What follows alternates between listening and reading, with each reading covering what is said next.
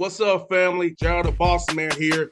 You're tuned into the Bossman Show on AM 1010, AM 1430, 1055 The King. Let the King out at 105theking.com and the Bossman Show at bossmanshow.com. Hit me up on Instagram, The Bossman Show, Twitter at Bossman Show, and Facebook, Bossman Show. It's the Bossman on your radio. Listen to the Bossman Show with your host, JR, Saturdays at 9 a.m. right here on AM 1010, The King. What's up, good people? BetOnline is your number one source for all your betting needs. The latest odds, lines, and matchup reports for baseball, boxing, golf, and more. BetOnline continues to be the fastest and easiest way to place your wagers, including live betting and your favorite casino and card games available to play right from your phone.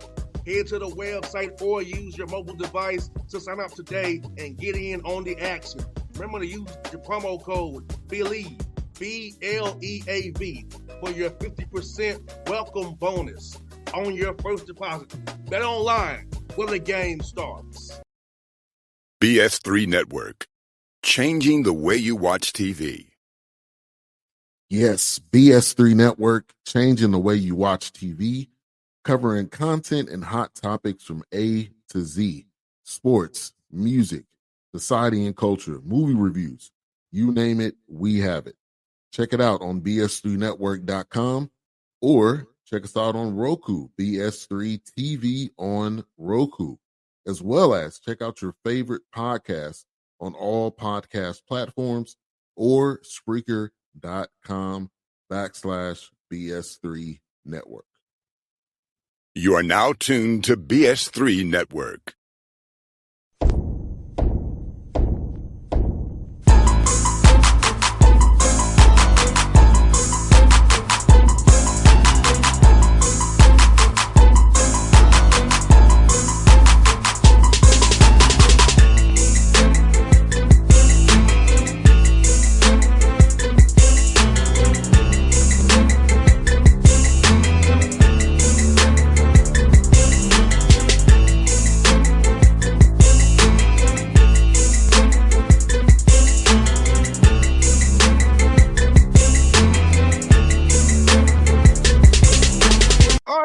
Back on the Bossman Show, in front of the show, going to the Minnesota to the St. Thomas Tommies. Coach Johnny Tower, been the Bossman Show. See him in his nice office there in the background. Coach Tower, going to talk to you again.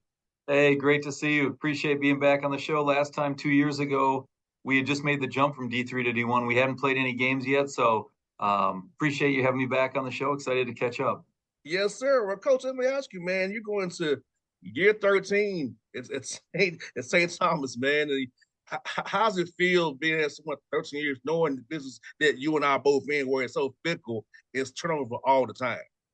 Yeah, I'm blessed. And really, in some ways, it's year 28. I was an assistant here for 11 years. I played here as an undergrad student. So this is a place, that is home for me, and feel really fortunate. We've been blessed to have so many great kids, have had a lot of success, and really excited about this D3 to D1 journey. In D3, we won a couple national titles, and we made the jump a couple of years ago. Last time we talked, that first year, we ended up starting the same 5 kids in Division I that we had the 6 months earlier in Division III. So it's been just a really exciting time around St. Thomas, but I love coaching here. And like you said, this is a wild business, probably never wilder than now in the NCAA. And so really feel fortunate.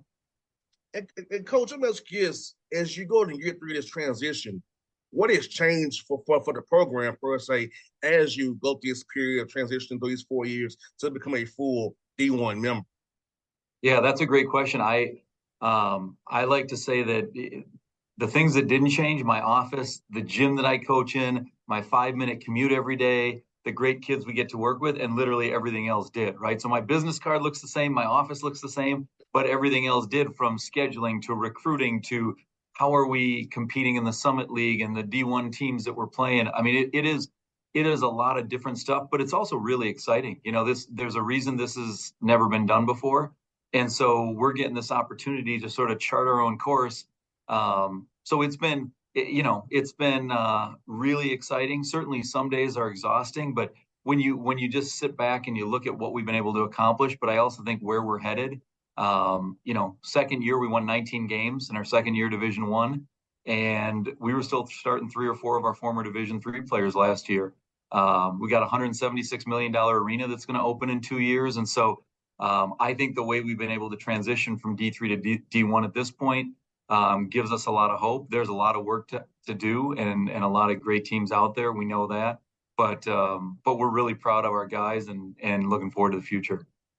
Yes, and getting able to compete because you don't know, Coach. A lot of guys in D3 they can be D1 anyway.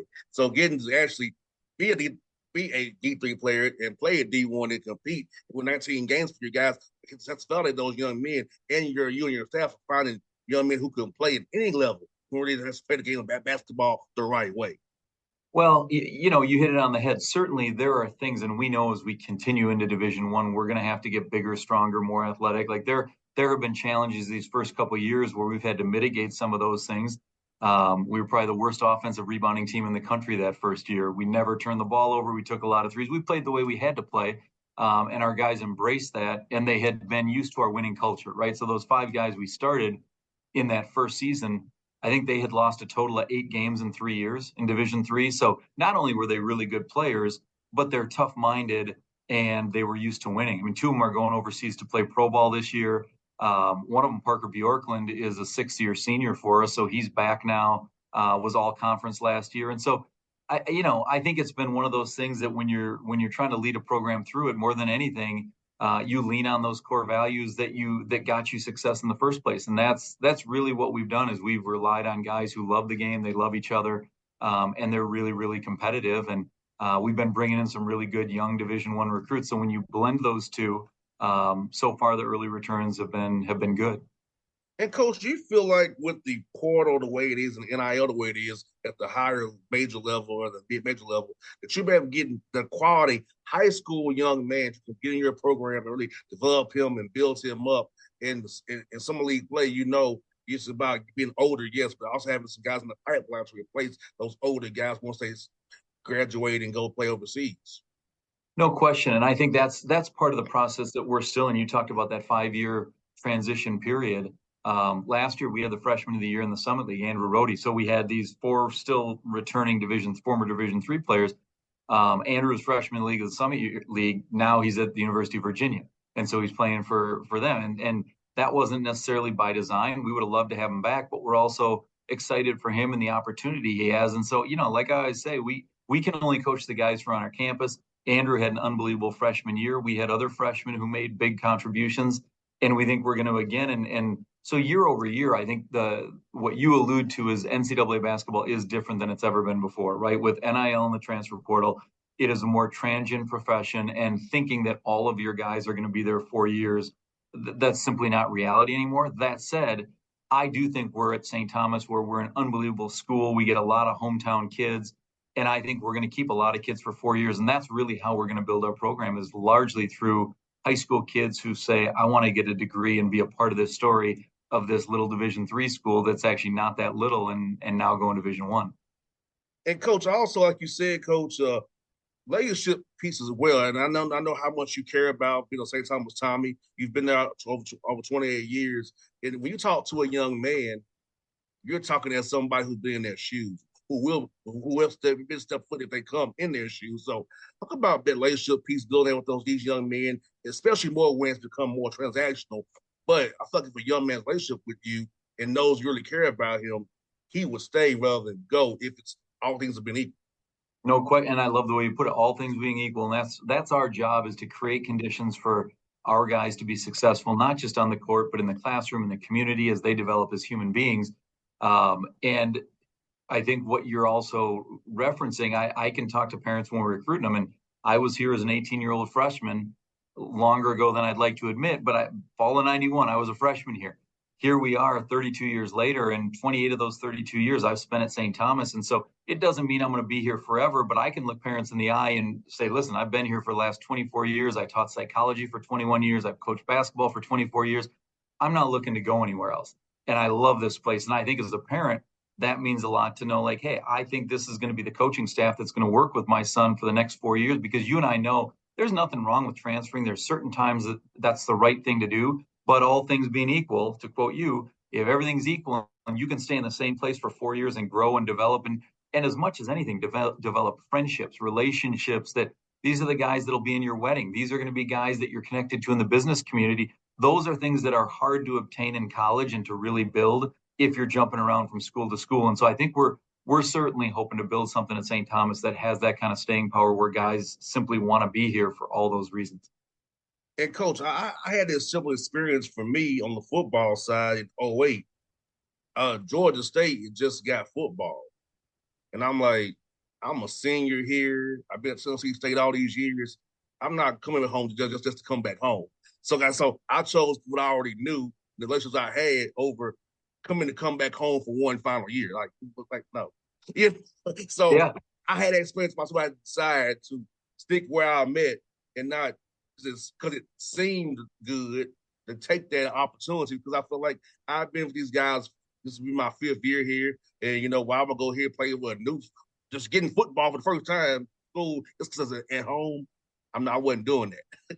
Love it. No, you're right. And so much of our culture, right, where the Instagram culture, and you look at photos online and everything looks great, but at the end of the day, you got to think about your situation, our guy's situation, everybody in the world. It's like, hey, where day after day after day after day am I going to wake up really excited to go to weightlifting, to go to class, to be excited to be in the locker room with these guys that I trust, that are going to play the right way? And you think about college, it's a small window in life, and yet it can really be transformative, right? With how we all grow and develop. And that's what's kept me in college coaching for so long, is you see 18-year-olds and how they are when they come in, and what they're like when they leave, and then what they go on to do beyond that. And I just think, more than anything, if all things are equal, if you find a school you love, it's a good spot to be, because you're going to have people who look out for you, and you're going to have friends for life that, during those difficult times that we all know we're going to have, who are you going to lean on? And oftentimes it's those teammates. I know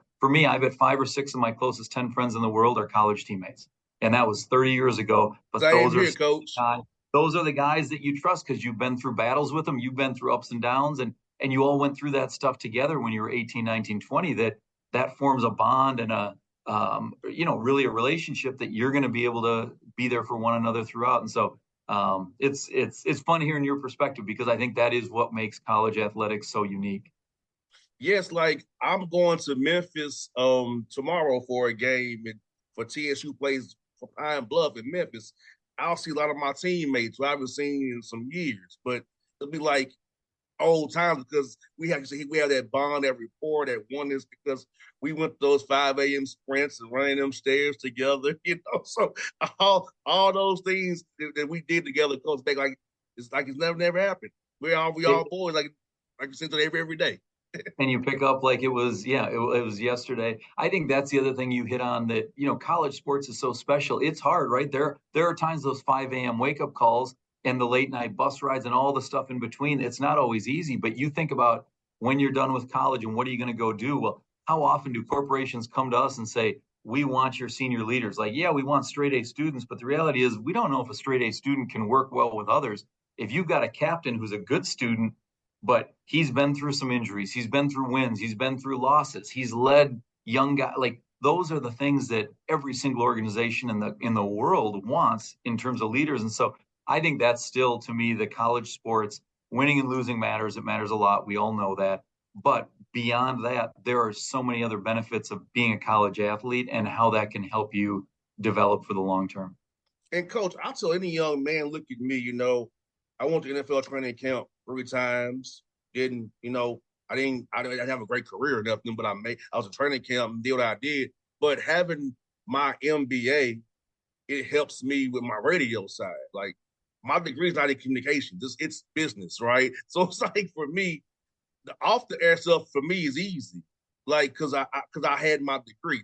The on air stuff, I played basketball, I played football, baseball. That's easy to me. That's like back in my head stuff. But knowing how to run my accounting, how to market, how to hire people, how to do HR software, that came from my business degree. If I didn't go to school and go get my MBA, I wouldn't be able to do what I do off the air, what I could do on the air. Yeah, no, and that's the foundation, right? When you talk about that, and really when people talk about student athletes, and sometimes I think it's used as a cliche, but you think about a student athlete, like over those 4 or 5 years, if athletes use that time to not just be great athletes, but truly grow who they are as a person and to enhance their brain and the way they think and to network with people, like you're going to come out of there and there are going to be some people who knew you as an athlete, but what they're going to respect about you now is your business acumen. And you put those two things together, and that's where I think it's so invaluable. You're right, and coach, you're so right, because a lot of guys say, I thought you was a wide receiver. I was. Now I'm a radio host. Yes, I have my own. So yes, you're right, coach. That recognition of knowing Simi from being on the field, the speedster that's from Atlanta to now radio guy, 14 years in doing my own thing, is like the transition has been great for me, coach. I tell young men, if I can do it, you can too. Now, I didn't get to reach about the goal I wanted to reach with the NFL, being have a full career, but athletics gave opportunity to still be around it by using my degree, being in that 5th year.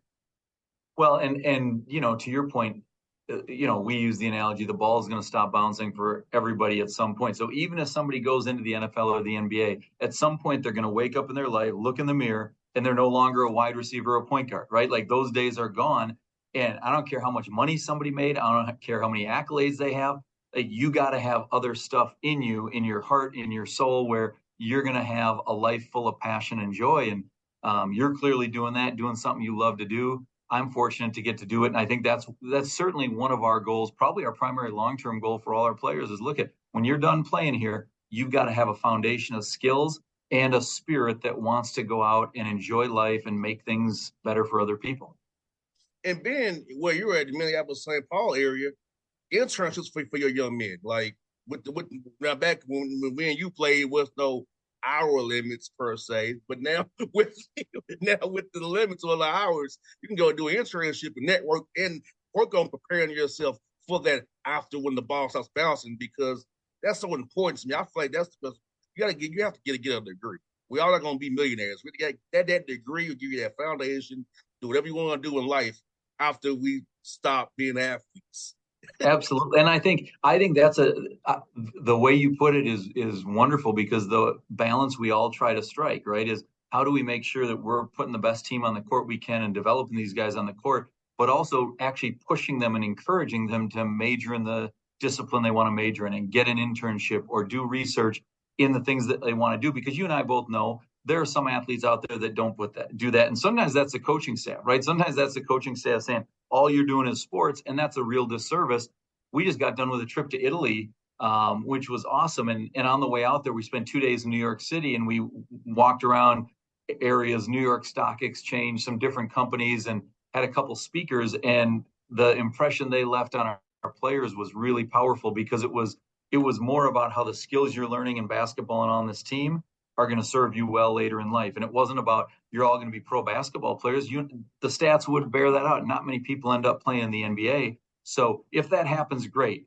And even then, you better have a good business background and understand how to handle things. But if it doesn't happen, what's going to be the other thing that's going to keep fueling you day after day? And so that trip was pretty special, because our guys got to play in Italy. We played some good pro teams over there, and some of our guys want to go play professionally. But there's also a little eye-opening, like, pro basketball overseas isn't as sexy as some people think it is, right? Like it's not all the glamour. Certainly there's wonderful parts of it, but I think back to the gyms we played in, how hot they were, 105 degrees, no air conditioning, 2 refs, slippery floors. And it was awesome. Don't get me wrong, but it was okay. This is not waking up playing in the Target Center in Minneapolis. This is a different lifestyle if you want to do it. And so for me, that was a great awakening. Whatever they want to do, we want to help them educate themselves on what's best for them. And coach, I thought that trip to Italy was good also for team building and team bonding. And I feel like that's the thing with football. We don't get to take foreign trips per se. It's like we just don't. We can't do that. So, but for basketball, you can. I feel like that's a way to bond and become one, because the adversity will come. But if you're already together, already holding each other accountable, by having to be coached to effort and energy, and you're already one, and you get it done in August, is good when it happens in January, February. Hopefully not in March. Right. No, hey, it was incredible because it was like 11 days together. And you think about it, how many guys would you spend 11 days in Europe when it's 100 degrees and you're waiting in line to go sightsee at the Colosseum or Vatican City? Like you're doing a lot of stuff that's tiring, right?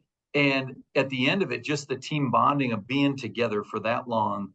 But then you add in the games, you add in things that guys had never experienced, and they're doing that together. And it really was, I would say it was a pretty magical experience that our guys will never forget because they were able to do that all together, learn so much educationally and culturally while competing. But honestly, basketball was kind of an afterthought when I look at all the other things that we did on the trip.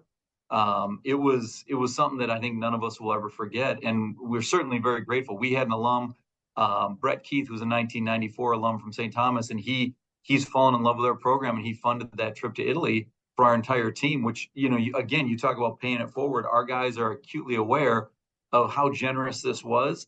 And hopefully someday they're in a position to give some young people a similar type of opportunity. So I think just holistically, it was a really, really special opportunity. Yes, I'm looking. Italy kind of reminds me, Coach, of Athens and Greece. When I went to the Olympics in Athens, kind of reminds me of that. Going over there, and I'm going to the Paris Olympics as well next year. So I'm looking forward to that. I feel like, going to Greece and going to London, going to Italy, and going to France, like so much you can see in Spain too. It's like seeing all that stuff, like wow, stuff you see in history books, stuff you see, you read in movies, like actually go touch it and experience it is like one of a kind. Oh, it's amazing. And part of why I wanted to go over there was, Rome, and you look at the different iterations of Rome and how a city's been built on top of a city. And so for me, part of it was the metaphor of St. Thomas, that we're building a Division I city on top of our Division III city. And so seeing that metaphor, right? And then the history of places like the Colosseum and Vatican City that I think put in context for all of us, like, where are we really in this world of 7 billion people, the things that stress all of us out? Maybe I got to take a little bit different perspective, but then also juxtapose that with the idea that each one of us makes a difference in the world. And so our players got to see all that. My wife's family, her mom's side is from Italy. So she was there. We had my 18-year-old's a walk-on freshman on our team. Our 15-year-old was there. We got a 2-year-old baby girl. So, I mean, you talk about travel. We were all up for 25 hours on the way back straight. We had an 11-hour flight from Rome to Charlotte. We had a 5-hour layover, another flight. So like even that stuff, that's not easy. But the places you're talking about, Spain, Greece, Italy, like the history and the culture that exists there, to me, it really allows for a different way of seeing the world. Yeah, so it's very fun. Like I enjoy traveling. One of my pastimes to do when I'm doing this when the Hawks are playing, I get these 5 months to myself. Go experience life a little bit.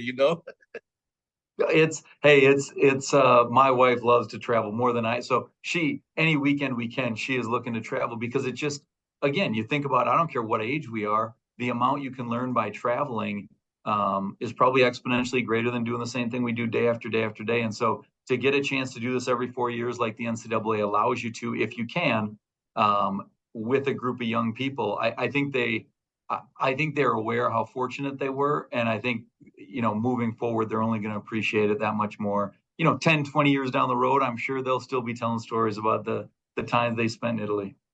And I think what helps me, Coach, too, playing travel baseball.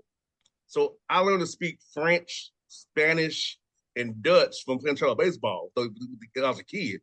So going over there, I can kind of make my way through because from playing as a kid, I know how to speak the language. Because it was funny that, as a kid, I'm getting a whole world lesson as a 6-year-old travel baseball. That's pretty awesome. Hey, and that we didn't talk about that, but just the language barrier, right? And we did a session. My wife came in and Chancey put the kids through, or our guys, not our kids, like an hour tutorial on speaking Italian, just basic phrases. How are you today? Could I order this? Stuff like that. That, again, it gives them an appreciation for, how many people throughout the world communicate in different ways, and empathy, and how do we meet one another halfway, whatever it is in life, whether it's communication, just serving others. And so those, I think you're hitting on all of it. It's the list is innumerable. And coach, what I tell people all the time, coach, is like for me, when I'm trying to baseball, like we didn't care about each other's race or language or well, 6 year olds trying to have fun on the weekends and play baseball. And was there a language barrier between us? Yes, but we figured it out. A 6 year old. Yeah. Hey, there's something about sports that brings people together from all walks of life, all ages. And, I think that is something that when done well, and you think about how to progress society, right? I think about what we're really trying to do. If I look at the mission statement of St. Thomas, it ends with to advance the common good. That's at the end of the day, that's what we're trying to help mold young leaders of the future. And that when sports is done well, that's exactly what happens, right? You have young kids growing up playing together, communicating with one another, and they don't think about how they're different. They see the similarities and the common goals, and it's a beautiful thing. Because coach, I had a picture in my office as a kid. I'm like, I tell my intern, this is what the world should be. It's all different colors, backgrounds, religions here on this team. We were 6 years old, 7 years old, but we won because we didn't care. It was just kids having fun. And I missed that experience of, older I got, it got more differently. But those first teams I had, coach, it was like, this is what sports is to me. This is what life is. So I've got experience my whole life. Like, hey, I know what it is to be just together when it doesn't matter. I've played it. I've had that experience. So I feel like we should try to strive for that. Try to tell my interns, my staff, and everybody, like, I've seen it done the right way as a child. Yeah, well, and hey, think about that decades later, the impression that left on you, right? Like sometimes we forget how young kids, like the stuff that happens to them, how powerful a lesson it can be, and how many times you've spread that message and that love and kindness to other people, and you learned it playing youth baseball. And I think that's, again, wins and losses matter. I say it every single day, but as coaches, we've got to keep sight of that big picture that we're really in the business of developing human beings. And the best way to do that is get them to see being part of a team is like a family, and you love your family, and it's not always pretty, it's not always easy, but that family, you can trust them. Yes, and that's why I feel like the Lord's blessed me because like from 4 years old to now I've been in sports, meeting guys like yourself just for sports. Because I say sports has given my whole life and given me everything I have. So sports has really been my life's calling. I've been able to use what sports give, use what the Lord's taught me well as well, and help people see the light. Like this is how we can really live. We can really do what Jesus did through sports, and we can apply that to the world. Be a much better place. I love it. I love your perspective. It's certainly encouraging, and it's a hopeful way to look at it, because you think about pros and college, and that's a small percentage, right? That the millions and millions of kids who are playing in parks and rec and all that, if they're learning those lessons the same way you and I did, our world will be in a little bit better place when they all grow up to be adults.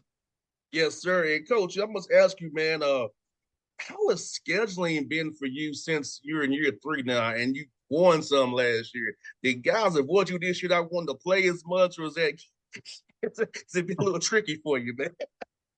I will say this: scheduling has probably been the biggest surprise. Like recruiting is a lot different, everything's different, but scheduling is probably the most different thing in terms of my expectations. My associate head coach Mike Maker, who was the head coach at Marist, Division I Marist for a while, and Division III Williams before that, he is on the phone literally every single day working on scheduling, and it's never ending. And so we have our schedule finally for this year, but like Western Illinois left our conference, the Summit League, in mid-May unexpectedly. So then we had to go find 2 more games, and it's fun to put a schedule together, because I think we've got a board with 5 or 6 objectives, and those go from where do we have alumni that it's going to be a fun place to play? Where will our kids have a great experience? Where will we have competitive games? Let's stretch ourselves against some Power 5 teams. And so you start doing all that and fitting it. It's like a big Sudoku puzzle, though, right? Because you do all that, and then you got to find a willing partner on the other end, and you got to find dates that work. And so, like this year, we're going to Marquette, which will be a great game. We're an urban Catholic university. Marquette's 5 hours away. Last year, we played at Creighton. Both of those were top 10 teams in the country. What unbelievable experiences for our guys. And so I think those are certainly things that on the calendar you look at and you say, that's going to be a lot of fun. We were up 1 on Creighton with 10 minutes left last year. They ended up beating us, but we're on the road. There's 18,000 people. And we had 4 kids starting that 2 years ago were playing Division III basketball, and they're looking around this gym like, we got a shot here, and Creighton was 1 shot away from the Final Four. This year we open at Berkeley. Mark Madsen, who used to play for the Timberwolves, and he's in there in his first year as the head coach there. So games like that are certainly exciting, but there's also a lot of regional games that, to me, those are the ones we need to play for our fans from a budgetary perspective. And so we try to do that. We play UW Green Bay, UW Milwaukee, Chicago State, and there are a lot of teams like that as well. So, but long-winded answer, scheduling, I could talk for hours because, as you know, it's one of the greatest challenges. There's got to be a better way to do it because all of us in college basketball lament it, yet we're all doing it the same way. Now, Coach, I won't say who, but I had to help a couple of my friends schedule some games this year by me knowing somebody very, very good. So I had to broker a couple of games this year on the schedule to get them done. I was like, come on, the days work for you, you work for him. Just play them. It's all good. No, you're right. And some things make just perfect sense. But again, we all look at it from our own perspective, right? So I know the games that I'd like to play, and you give me a wish list, and I'll give you the 15 games that I'd love to play for our program. But that doesn't mean those 15 schools want to play St. Thomas for a multitude of reasons. And so that is the other hard part. And then you do it all again the next year. And so, it's a fun challenge to put together a really good schedule, but it's never going to be perfect, right? Like when you look at it, you're always going to say, well, I wish this, but it's really complicated. And some of my friends in the NAIA asked me, can I get some D1 games? I'm like, I don't think they want to play you because you look too good in NAIA level. What up, can you get beat by you? Well, when we were in Division III, we would try to get exhibition games of Division I, and that's the other reality, though, right? Like games have to work for people. So there are some games where it might make sense on paper, but there's not much for one team to gain, right? And you and I both understand that, where it's like, yeah, probably the game should be played, but you can understand why one school doesn't want to play it. And so, I think those are just conversations you keep having because they're. I know for our program, there's 4 or 5 games that we should play just about every year, but it would take a lot for those to happen. And I'm sure some people feel the same way about us. And so, you rely on relationships a lot. And also, at the end of the day, I do think, you got to play good teams and beat good teams, and at-large bids, the way even the net rankings go, there are fewer at-large bids for non-Power 5, Big East, Power 6 teams than ever before.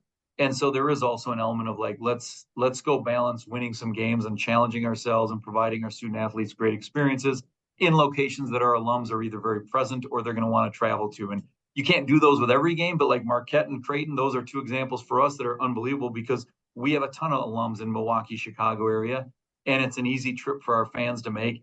And Marquette, I just saw they ranked 2nd in the country. So hopefully Shock will be nice to us that night. Hopefully he will, Coach. Well, Coach, I'm going to talk to you again. It's been 2 years too long, Coach. I promise we'll do this more often. I promise you, Coach. So I missed that. We had a great chat last time as well, Coach. But I promise you, it won't be 2 years this time, Coach. I promise. Hey, appreciate you very much. It was fun to catch up. Thank you. Inside, Coach. You be safe, but I'll see you soon, man. All right. Roll Toms. BS3 Network. Changing the way you watch TV. Yes, BS3 Network, changing the way you watch TV, covering content and hot topics from A to Z, sports, music, society and culture, movie reviews, you name it, we have it. Check it out on bs3network.com or check us out on Roku, BS3 TV on Roku, as well as check out your favorite podcast on all podcast platforms or Spreaker.com/BS3 Network. You are now tuned to BS3 Network. What's up, good people? Bet Online is your #1 source for all your betting needs. The latest odds, lines, and matchup reports for baseball, boxing, golf, and more. Bet Online continues to be the fastest and easiest way to place your wagers, including live betting and your favorite casino and card games available to play right from your phone. Head to the website or use your mobile device to sign up today and get in on the action. Remember to use your promo code BELIEVE, BLEAV, for your 50% welcome bonus on your first deposit. Bet Online, when the game starts. What's up, family? Jared the Bossman here.